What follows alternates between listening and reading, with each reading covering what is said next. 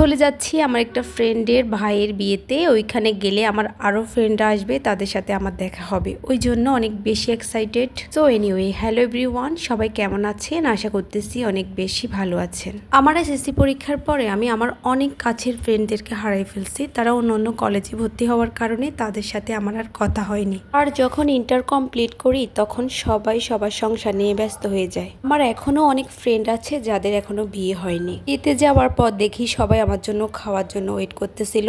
তারপর একসাথে সবাই মিলে খাওয়া দাওয়া শেষ করলাম। বিয়েটা যে কমিউনিটি সেন্টারে হচ্ছিল সেটা আমার ননদদেরই, আর আমার শ্বশুর বাড়ি কমিউনিটি সেন্টারের পাশেই। অনেকদিন পর সবার সাথে দেখা, তো অনেক বেশি আড্ডা দিতেছিলাম। আমার ফ্রেন্ডের আবার অনেক আত্মীয় স্বজন আছে যারা আমাকে চিনে, তো ওরা অনেক বেশি মজা করতেছিল।